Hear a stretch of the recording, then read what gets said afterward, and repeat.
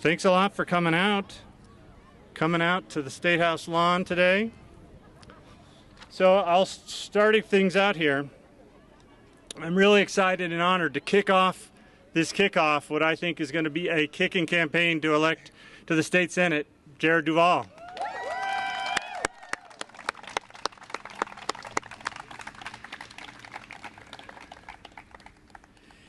So when I first was a candidate in 2018, the first people to volunteer for the campaign and say, what can they do to help and can I have a house party, was Joan and Jared. And they gave me a lot of support in having that first house party and honing my stump speech and introducing me to new folks. So I really appreciated that work. And one of the things that I remember most about that time and the house party and leading up to it is learning more about Jared. I worked with Jared in state government in a couple different formats, but I didn't know a lot about his background. And when I heard more about his background and what he kind of saw for our communities, I thought, Jared should be the candidate.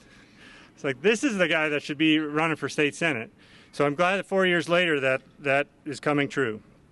Because I think Jared is the quintessential utility player. I know he likes baseball. I don't try to avoid sports metaphors too much, but it really fits in this case. And that's what we need in the Senate. We need somebody that can fill a whole bunch of different roles, because especially in the Senate, when you're working on all these different issues in 2 committees, you need somebody that can fill all these different roles. And so I got 5 different roles or qualities of Jared I think would make a great state senator.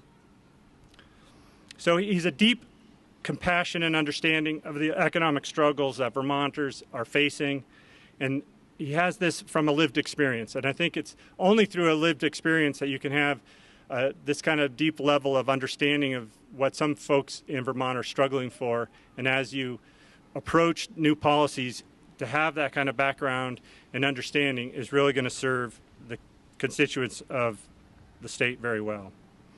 He has this deep commitment to improving the lives of Vermonters, especially the working class, and he cares deeply about persistently crafting effective public policy. Also, so similar to that, he's a dedicated husband and father, and I think as we work with issues to support young families in Vermont and things like child care, it's important to have that experience and what it is like to try to find child care and just work in building a family in Vermont. Second, he is wicked smart and intelligent. He's an accomplished policy expert, and I would call it affectionately a policy wonk. And that's very helpful to be able to dig into the policy issues when we're working in this issue, in this building. And he has experience developing these policies based on the science and facts, and also by listening to Vermonters. But I think very importantly, in addition to just being smart on policy and have a background in the academics and understanding good policy, he has what I'd call just a stereotypical Vermonter's common sense. And he is good about balancing that common sense with what good policy.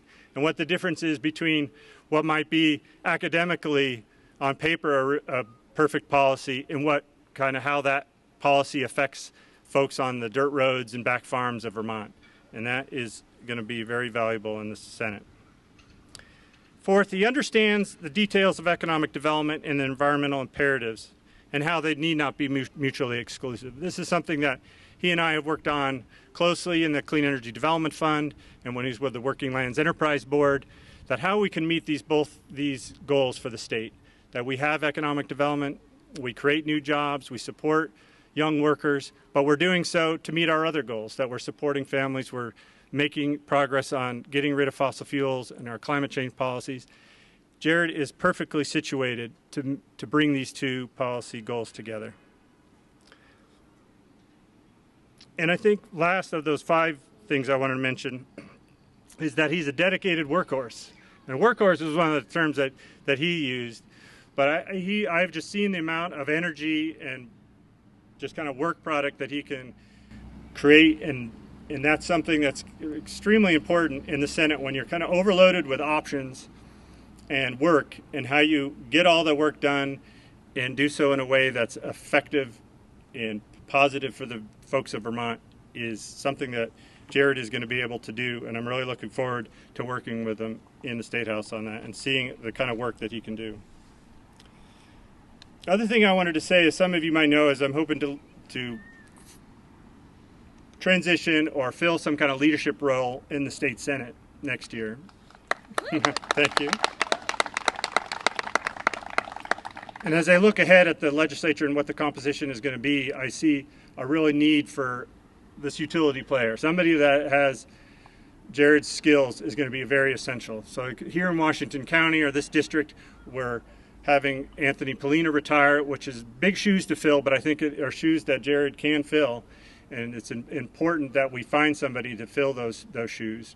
But we're also not losing, but they're retiring. I don't want to make it seem like they're gone forever. But in the House, I saw Sarah Koppelhans is here, a climate leader that is moving on, hopefully, to other positions. But here in the Senate, we're specifically Chris Pearson, who's somebody that I worked with a lot on climate issues and on working class issues, where he's moving on. Also, Senator Sirotkin has been really good on union issues and class issues, and how we combine those with good economic development policy and affordable housing policy. But we're also having Senator Ram Hinsdale move on, and Senator Ballant, who are also key allies and policy folks on this overlapping of class issues or how to support working Vermonters, as well as moving forward on our climate issues. So Jared is needed there to kind of fill these roles. And I know Jared's commitment and effectiveness firsthand by working with him. As I said, the last 6 years, he was the co-chair of the Clean Energy Development Board. And as I said, not only have I seen his skills as a policy expert, but just how he works together with others and those that might disagree, and how he can do effective listening and build coalitions, both at the Clean Energy Development Fund in the smaller group, but statewide at the Energy Action Network. So Jared's devotion and ability to contribute meaningfully in these ways as a new senator will be something he could do starting on day one. He has proven from his time as Economic Development Director for Vermont's working lands and green economy sectors to his recent service on the Vermont Climate Council, Jared is a determined workhorse who focuses on facts and evidence and working from a place of empathy, humility, collaboration, and civility. The Senate will benefit greatly from a dedicated senator like Jared Duval. And in closing, I'll just say it will be a tremendous to have him as a partner and actively working to listen and serve the residents of the 18 towns and 2 cities of Washington County, but also Stowe, Orange, and Braintree. I really look forward to getting around to these towns with Jared, and I hope you will join me in giving Jared one of your 3 votes for State Senate. I'll turn it now over to Joan, or Kathleen. Thanks. Thank you, Joan. Hi, everybody. My name is Kathleen Main, and can you hear me okay? Yeah? Okay. Thank you, Lee. I have the honor of being the treasurer for Jared's campaign, which I'm really excited about. And I'm excited to see all you folks here tonight. And in my role as treasurer, I'm going to be helping Jared do some fundraising. And that's a very, very exciting thing. The campaign is attempting to raise $22,000 so that we can reach deeply into Washington County and reach people through a bunch of tactics, such as traveling around the state, doing mailings, doing outreach, and purchasing those ever-precious yard signs that need to go up all over Washington County for Jared. And it really is my pleasure to perform in this role as treasurer. I've known Jared since he worked for the Agency of Commerce years and years ago, and Joan I met when, I think before Liam was even born. So it's been wonderful to watch this family dig deep roots here in Montpelier and to give so much to our community. And what I want to go back to is fundraising really quickly.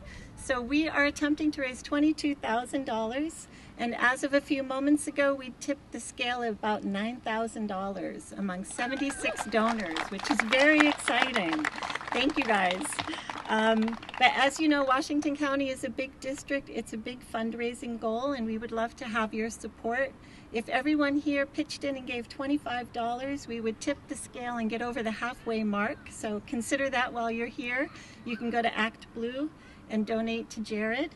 And I want to say two other things before I give the stage to Joan. And that is that if you are a registered voter and you're here tonight, please see Andy. You can sign the petition to get Jared on the ballot, which is incredibly important. And Andy. Oh, and Andy. Sorry. And Andy. And then after Jared speaks, we'd like to do a group photo. And then Jared also would like to check out his fundraising goal and see where we are at that moment. Can announce what it ends up being. Yeah, absolutely. So thank you very much, and thanks for coming out to support the campaign.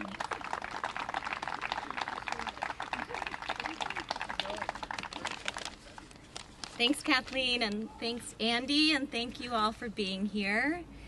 I'm Joan Javier Duval, Jared's wife, and I've known Jared for over 15 years. We've been married for 10 and a half years.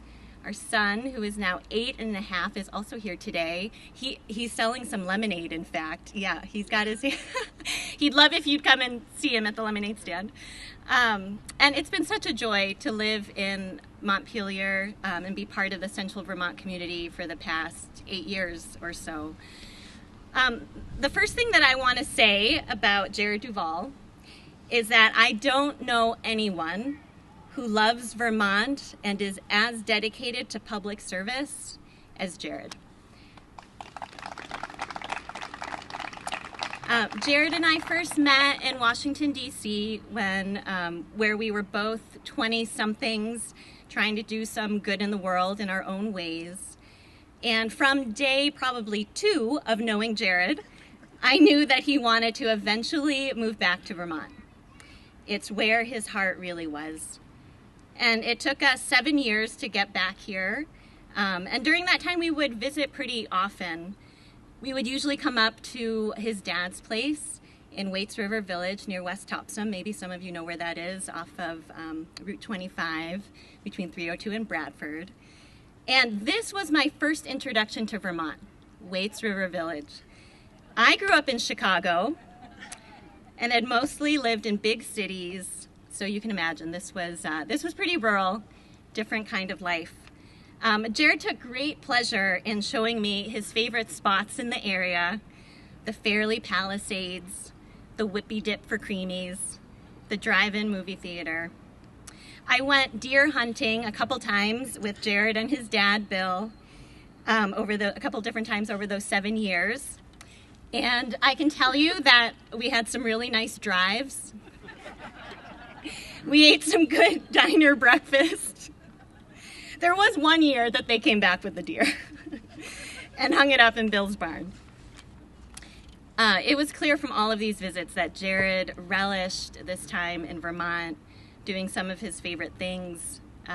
We take a lot of trips to antique markets, and Jared would, and still does, take pleasure in finding just the right item to bring home. "Isn't this beautiful?" he'd say.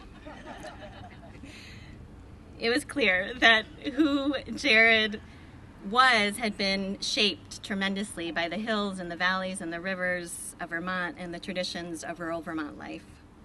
These visits also showed me how devoted Jared is to family, biological and chosen. This is true for the family that we have here in Vermont and also for my family, most of whom are in Chicago. As a parent, Jared takes great joy in passing on his love of time in the woods, antique shopping, watching baseball to our son, as well as this same commitment and devotion to family and to community. Jared shows up out of love and duty for any community that he's a part of.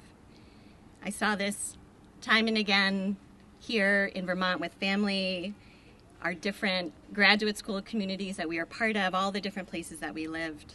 Showing up and being there matters a lot to Jared. And I have no doubt that he would put his all into showing up for you the voters and constituents of the district should he be elected. Jared is also one of the most intellectually curious people I know, someone who is devoted to rigorous critical thinking. He wants to understand the issue at hand.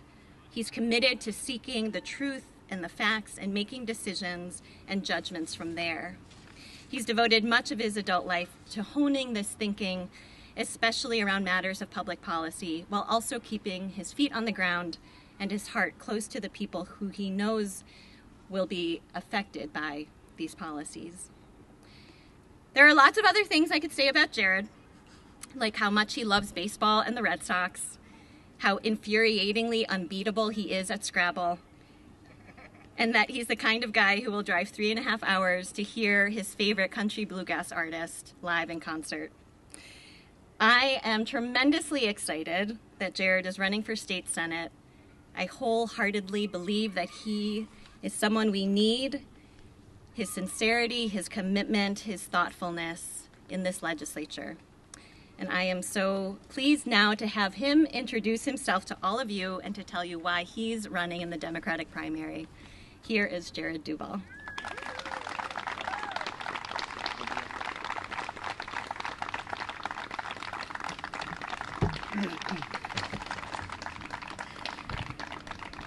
Oh my goodness. It is so good to see each of you. I recognize that a number of you have already been standing for a little bit. Hey buddy. So I want to just remind folks, there is lemonade if you get thirsty, bend those knees. It really means so much. Thank you for being here, taking the time. Thank you for your support.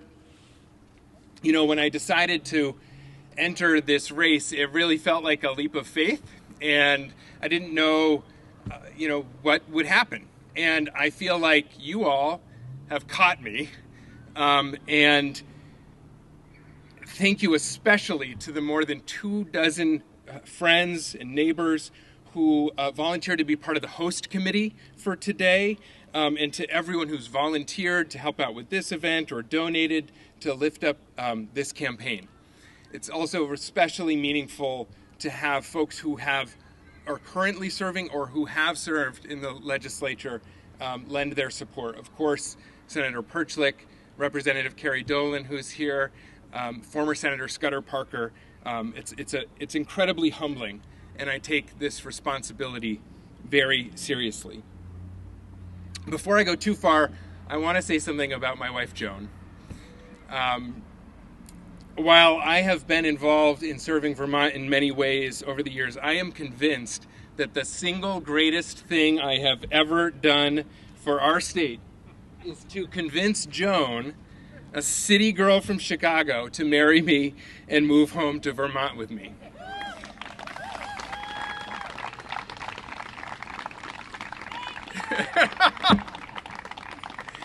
She serves Central Vermont and our state in so many ways. I also wouldn't be able to say what I'm about to say without her unwavering belief and support. My name is Jared Duval, and today I publicly announce my candidacy in the Democratic primary for state senate to serve Washington County, Stowe, Orange, and Braintree.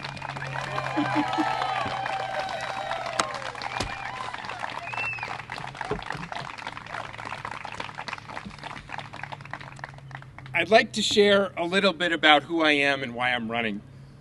First, I am a progressive Democrat with a deep commitment to rural communities. I've served as an intern for Bernie Sanders, as the youngest member of Governor Howard Dean's policy team when he ran for president in 2003, and have volunteered for numerous local campaigns, including, as Senator Perchlik said, hosting the first house party for him and Marianne when they decided to run. Andy decided to run for state senate back in 2018. It really means so much to have him here and Marianne here today. Thank you. The Washington Senate District is incredibly lucky to benefit from Senator Perchlik's devoted service and progressive leadership in the Senate, hopefully increasing in leadership in the next year. In addition to being a friend, he has been an inspiration and a mentor to me. It would be such a privilege to serve alongside him, And I hope that anyone and everyone who votes for me in the primary on August 9th will also vote to re-elect Senator Perchlik at the same time. Remember, you have 3 votes, up to 3 votes, because ours is a 3-member Senate district.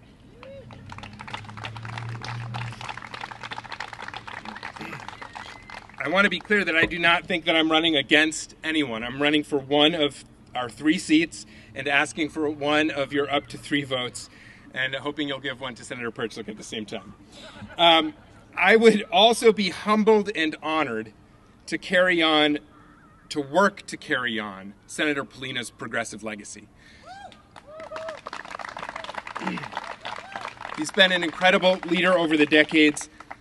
Like him, I come from and am committed to the working class and to advancing more just and equitable economic policy. If elected, I commit to working to move forward many of the policy issues that he has championed, including a Vermont Green New Deal that would repeal the Trump tax cuts for the wealthiest and use that revenue to help invest in weatherization for low and moderate income Vermonters and for other equitable climate progress.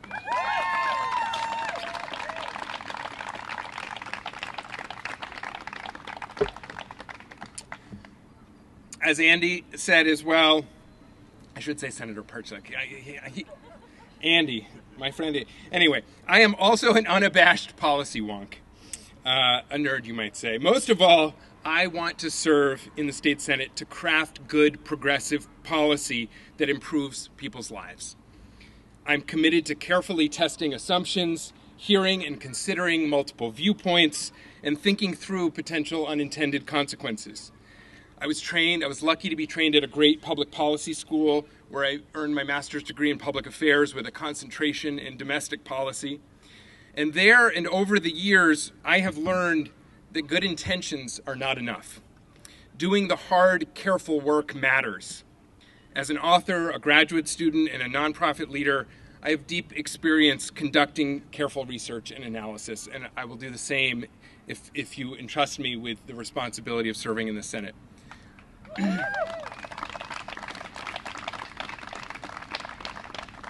I believe in being guided by science and facts, and am committed to evidence-based policy making, from public health policy to energy policy and beyond. For 20 years, I've devoted my career to public service and nonprofit leadership on behalf of a cleaner, stronger, and more equitable economy. This has included serving as Vermont's Economic Development Director for our working lands and green economy sectors at the Agency of Commerce and Community Development, leading the Energy Action Network, serving on the Vermont Climate Council, and as a board member of the Public Assets Institute. I have a deep love for our state and her people. It's been nurtured by my family's deep roots, now stretching 10 generations in Vermont's land and history. But I am a 9th-generation Vermonter who believes that whoever you are and whenever you came here, if you live here now, we are all equally Vermonters, with equal rights. And I believe that we have a lot more work to do to make sure that that ideal is truly experienced by all Vermonters, including Vermonters of color, recent immigrants and refugees, and our LGBTQIA community. And in this moment in particular, fighting for the rights of all Vermonters must mean an unwavering defense of the rights of women, of all genders, to make their own health care decisions and to have control over their own bodies.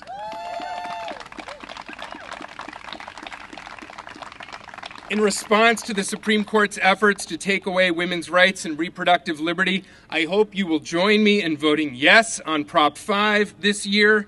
Together, we can make explicit in Vermont's Constitution that the right to safe and legal abortion and all forms of reproductive health care shall be protected. Because we know that outlawing abortion does not stop abortions from happening, it only stops them from happening safely. This week, we were also reminded of the preventable tragedy of gun violence and of the scourge of racist hate. We are not immune from this here in Vermont, and I believe that we need to do our part to make our state safer for all of our residents, including with gun violence prevention measures like background checks and additional common sense gun safety laws, and by working to dismantle supremacist belief systems.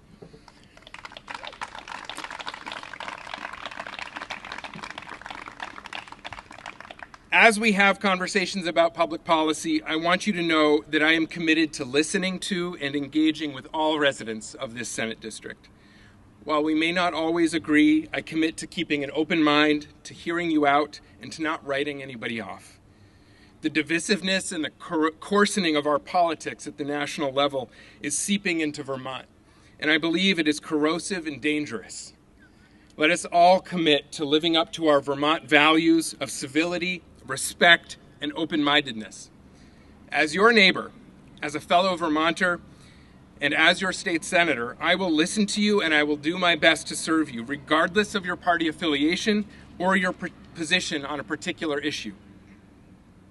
I also believe that all residents of this district deserve to be actively heard and served year-round in the way that Senator Perchlik has done.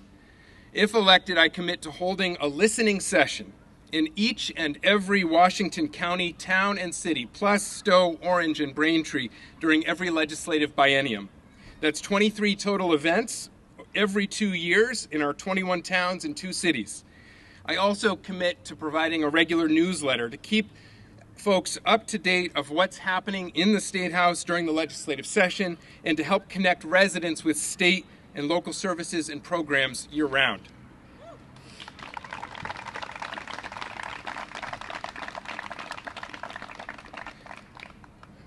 At this point, I want to say more about why public service matters to me on a personal level. For me, politics matters because policy matters. And policy matters because people matter. To paraphrase one of my political heroes, the late Senator Paul Wellstone of Minnesota, the true purpose of politics is or should be about the improvement of people's lives. When I was 10 years old, my father had a massive heart attack that nearly killed him. Thanks to paramedics who didn't give up on him, and after a quadruple bypass surgery, he survived. But the surgery and his weakened health left him unable to continue his job as a chef. Without income during his recovery, he lost his apartment, his van was repossessed, his medical-related debt later forced him to file for bankruptcy.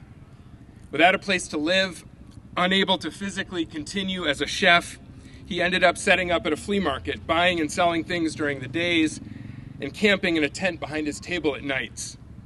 Eventually, he recovered enough that he was able to work again as a handyman and independent contractor for families all over the Upper Valley and find an apartment of his own.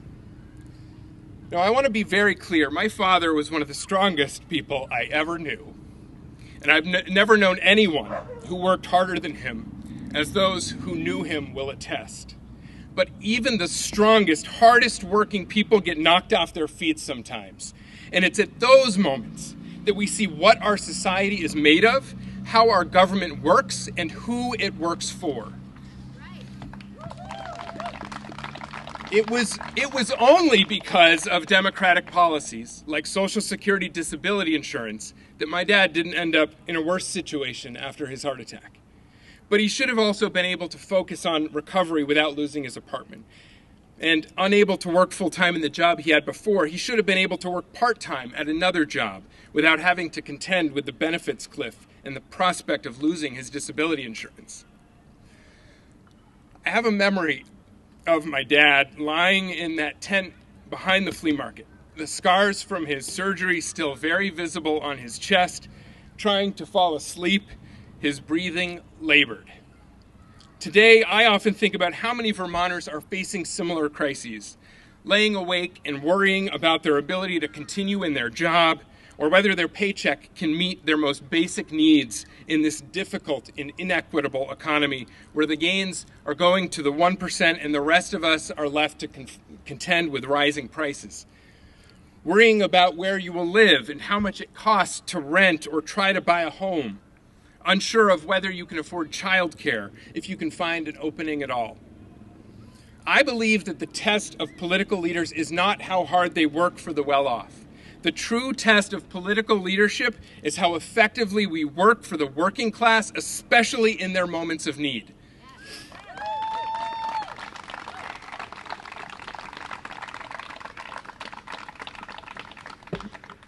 I'm running for state senate because I'm committed to always looking out for and standing up for the working people of Vermont. Vermonters like my dad and Vermonters in the situations I just described. Salt of the earth, hardworking people who don't ask for much, but who deserve policymakers in the State House who will have their back and will work to make things better. And not just in times of crisis, but systemically so that fewer moments of crisis occur. I believe in the need to preserve and strengthen a social safety net to help catch families when they get knocked off their feet, often through no fault of their own. I believe in the need to preserve and expand policies that give families a hand up when they need it most. But we also need to reform our economic policies so that fewer people are in those situations in the first place. No one should work full-time and not be able to afford basic living expenses. And no one, whether they can work or not, should be told you're on your own. We need to ensure a baseline of human dignity for all Vermonters, affirming that we are in this together. And that's why I'm running, because I believe that doing these things is a core responsibility of our government, led by politicians we elect to craft policy on our behalf. Again, politics matters because policy matters, and policy matters because people matter. Not long after my dad had his heart attack, I learned in elementary school about democracy in ancient Greece and about the Roman Republic. Perhaps because we were a family that struggled economically, I was drawn to the ideal, not always realized, but always inspiring and still possible, that our representatives should be elected not based on their last name, where they were born, or how much money they earn or property they own. They should be elected based on what and who they stand for. I remember the first time I ever toured the State House around that same time, seeing the chambers where our democracy is practiced. I later learned the family story of my fourth great-grandfather, James McLaughlin, a stonemason who immigrated from Ireland to Montpelier in the early 1800s and helped work some of the granite that forms the State House. It would be one of the honors of my life if you were to entrust me with the responsibility to craft policy on behalf of working Vermonters in the same State House that he helped build as a laborer. Because today we need an economy that works better for working Vermonters. And I want to be clear here that working Vermonters include people of all races and ethnic backgrounds, all genders and abilities, and of different immigration status. We need an economy that works as hard for working Vermonters as they do for it. Too much wealth is flowing to the already wealthy, and the gains in our economy are not going to those who are doing the hard work. It's time to invest in Vermonters, in working Vermonters, and to reinvest in Vermont's future. And here's what I think that means. I think it means increasing the minimum wage yet again and indexing it to rise automatically with inflation so we don't have to keep coming back year after year to try to increase it. It means building more housing, especially more affordable housing, and not just apartments, but home ownership opportunities too, so that working families can build wealth. It means investing in high-quality, affordable universal health care and in high-quality, affordable child care. And in everything we do, it means that facts matter, that science matters, that moral urgency matters. Any clear-eyed view of our current challenges must start with two interlinked realities. The working class is struggling and the climate is in crisis. Now more than ever, we need leaders who don't just recognize these facts, but who have the know-how and the demonstrated experience to effectively advance real solutions. Because we desperately need bold climate leadership and that meets our moral and our legal responsibility to do our part to reduce climate pollution here in Vermont in line with scientific necessity. And we also need to do that in a way that lowers energy costs, especially for lower and middle income Vermonters, strengthening the Vermont economy along the way. The time of denial, delay, and inaction must end. We are better than that. And together we can do better than that. It is time to boldly advance the transition to a cleaner, more equitable economy. I am ready. You are ready. Are you ready? Are you ready? We are ready.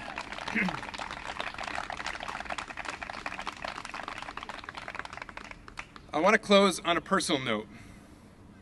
A number of years ago, I was visiting the cemetery in Barnard, Vermont, where at least 6 generations of our family are buried, including my father, who died over 7 years ago now. It was a beautiful fall day, and as I looked at those gnarly old maples along the sloping moss-covered stone walls, I had a flood of memories of my dad and the Vermont traditions that he passed down to my sister and me. Hiking in the fall, deer and partridge hunting, ice fishing, pond skating, cross-country skiing, maple sugaring. I thought about how those same Vermont traditions and memories probably tied every single generation in that cemetery together. That what has united us as Vermonters since our founding has been our relationship with the land, our appreciation for nature, and our unique experience of the seasons. I'm also aware that Indigenous people who called this place home well before it was called Vermont have similar, even deeper ties to the land. My wife Joan and I are now raising a 10th generation Vermonter. I am motivated to run and serve my fellow Vermonters because I want to make sure that the Vermont we have all been so blessed to know and love can live on for at least another 10 generations. Whether you are an Indigenous person, a 10th generation Vermonter like my son and his cousins who are here, or a first generation Vermonter like my wife, we are all so lucky to be residents and stewards of this beautiful state. Right now,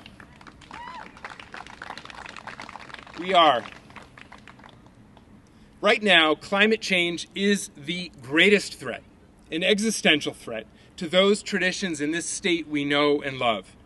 If we continue our fossil fuel dependence, current projections have Vermont's climate turning into one more like Tennessee or Alabama by the end of this century. A time when those children I just mentioned will hopefully still be alive. Those might be nice places in their own way, but their environment and traditions are not ours, and they are not what we should leave our children with.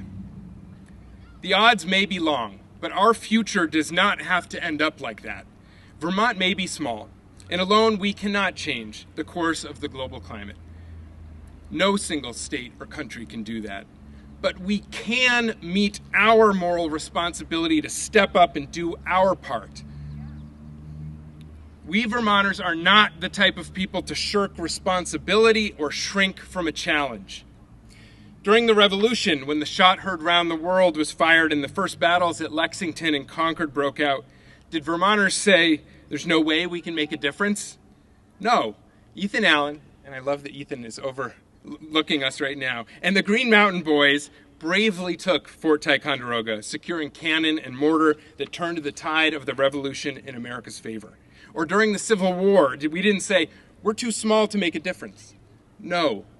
Vermonters signed up to preserve the Union and help end slavery, playing a decisive role in many battles, from the Wilderness to Gettysburg. And more recently, when civil unions and marriage equality was under consideration by the legislature, we didn't say, we shouldn't do this because most gay and lesbian people don't live in Vermont. No, we did what was right by Vermonters here in our state, and we provided an example that rippled far beyond our borders, encouraging other states and nations to take up the cause of equality. When we do our part, as this generation of Vermonters, to confront the climate crisis and make our economy work for the working class, not only will our example make a difference here, it will again serve as a beacon and inspiration to others, casting light beyond our borders once more in the same way that previous generations of Vermonters have done throughout our history in response to times of great challenge and opportunity. In short, we can make a difference again.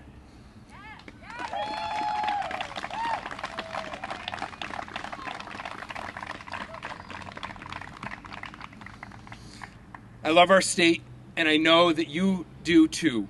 We must not let the promise of Vermont fade. It's time for this generation to claim our place in our brave little state's history. Together, I know that we can live up to the hopes of our ancestors and protect the promise of our children.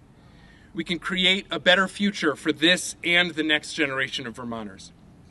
In that effort, and in this state Senate race, I humbly ask for your support.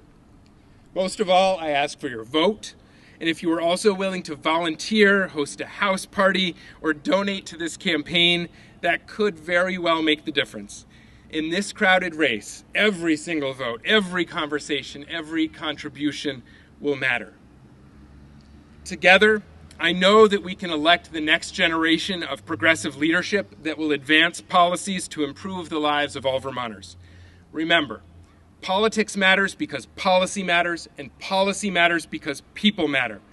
Now is the time to show it. Let's get to work. Thank you.